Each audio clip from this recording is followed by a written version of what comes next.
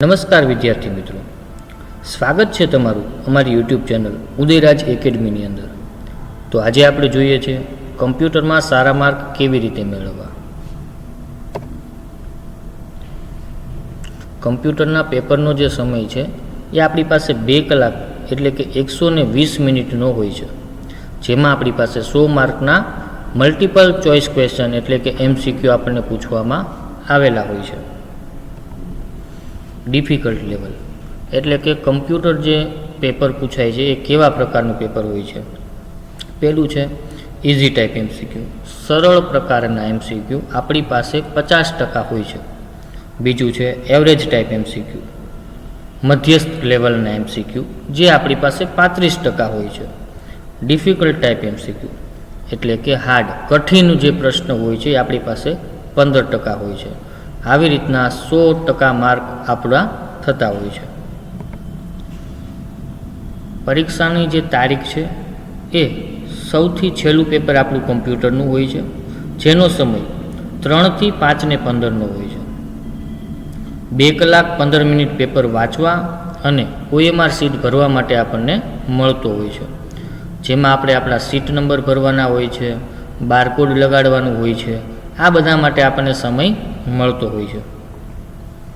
ત્યારબાદ OMR seat ભરો છો તો કેવી રીતના ભરો છો, કઈ સાચી મેથડ છે અને કઈ ખોટી મેથડ છે। તો સૌથી પહેલાં તો બ્લુ અથવા બ્લેક પેનનો ઉપયોગ કરવો, ડાર્ક હાલકી હોય એ પ્રકારની પેનનો ઉપયોગ કરવો જોઈએ। ત્યારબાદ વર્તુળને પૂર્ણ ખૂટવું, તમે જે વર્તુળ જોઈ રહ્યા છો એ વર્તુળને પૂર્ણ ખૂટવાનું છે, વચ્ચે ક્યાંય છોડવાનું છે નહીં। દરેક પ્રશ્નનો જવાબ માત્ર એક જ વર્તુળમાં કરવો, એકથી વધારે વર્તુળને ખૂટો છો તો તે માન્ય ગણાશે નહીં।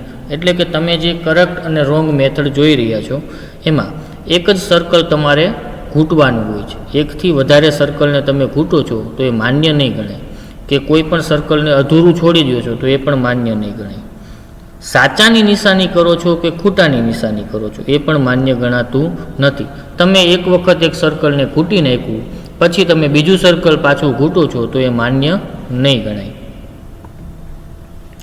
પરીક્ષામાં સારા માર્ક કેવી રીતે લાવી શકાય? તો પ્રશ્ન 2 વખત વાંચો, જવાબ નક્કી કરો અને ત્યારબાદ વિકલ્પો જુઓ અને અંતે એનો જવાબ નક્કી કરો। તમારી પાસે જે MCQ પૂછવામાં આવેલા છે તો એ MCQનો જવાબ પહેલાં MCQને 2 વખત વાંચો, તમે કન્ફર્મ છો કે આ આન્સર છે ત્યારે પછી તમે એને ખૂટવાની ટ્રાય કરશો। એ પહેલાં MCQ વાંચવા ખૂબ જરૂરી છે। એમાં આપેલ તમામ તેમજ A અને B આવા જે વિકલ્પો છે એ જવાબ તરીકે હોવાની શક્યતાઓ વધુ છે, શક્યતાઓ વધુ હોય છે, એ જ છે એવું નક્કી હોતું નથી। તો ખાસ MCQ વાંચી અને નક્કી કરવાના હોય છે। સીધા MCQ તૈયાર ન કરતા દરેક પ્રકરણ અને તેનો સારાંશ વાંચો તો જ જવાબ લખી શકશો। તમે જે પ્રશ્ન વાંચો છો બરાબર, તો પહેલાં એનો સારાંશ, તમારા પ્રકરણની પાછળ તમને એક સારાંશ આપેલો હોય છે, એ સારાંશ વાંચો છો તો એમાંથી ઘણા બધા જવાબ લાવી શકાય છે, તમને એના જવાબ મળી શકે છે। પાઠ્યપુસ્તકના સ્વાધ્યાયમાં આપેલ પ્રશ્નો તૈયાર કરી લેવા, તેમાંથી પ્રશ્નો પૂછવાની શક્યતા વધુ હોય છે। તમારા પાઠ્યપુસ્તકમાં ઓલમોસ્ટ ચેપ્ટરની પાછળ જે તમને MCQ આપેલા છે એ તૈયાર કરી લેવા, એમાંથી ઘણા બધા MCQ પૂછાતા હોય છે। ત્યારબાદ student help guide, full form, extension, table menu option, function key વગેરે તૈયાર કરી લેવું જોઈએ।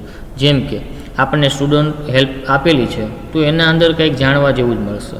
ફૂલ ફોર્મ, દરેક ચેપ્ટરમાં પૂછાયેલા પ્રશ્નમાં જેટલા પણ ફૂલ ફોર્મ છે એ બધા આપણે તૈયાર કરી લેવાના। એક્સટેન્શન કે કોઈ પણ ફાઇલ સેવ કરવા માટેનું એક્સટેન્શન ક્યુ હોય છે એ તૈયાર રાખવાનું।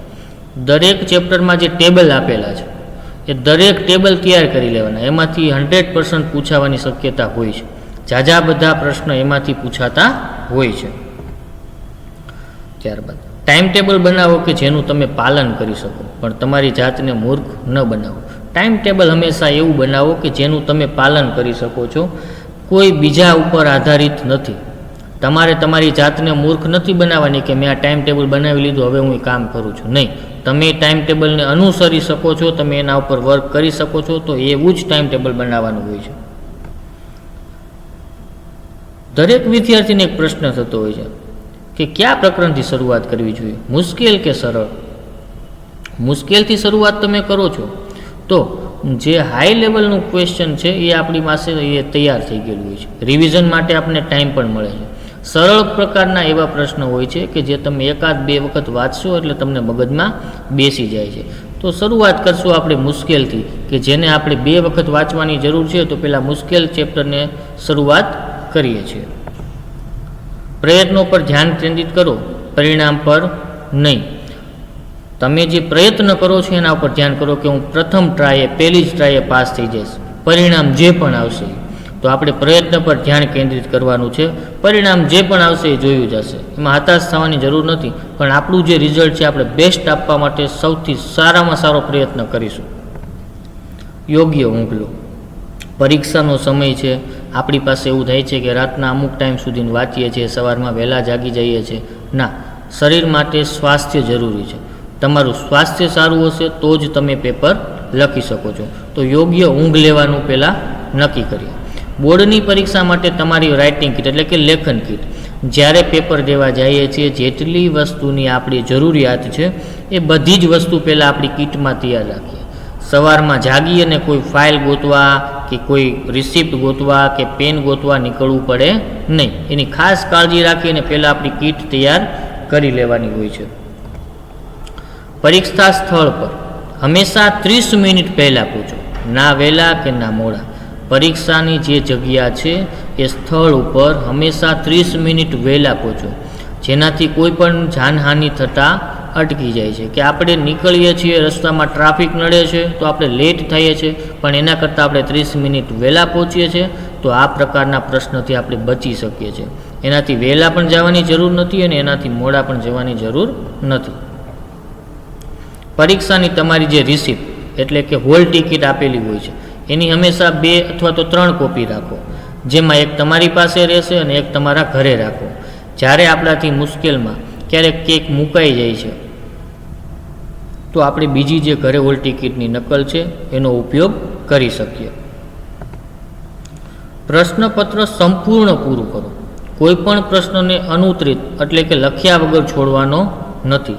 કોઈ નેગેટિવ એટલે કે કોઈ નકારાત્મક માર્કિંગ નથી, કે તમે જે MCQ લખો છો એના નેગેટિવ માર્ક કે માઇનસ માર્ક થવાના નથી. તો એવી કોઈ પણ ચિંતા કર્યા વગર 100 માર્કનું પેપર આપણે લખવાનું હોય છે. એક પણ પ્રશ્ન આપણે છોડી દેવાનો નથી.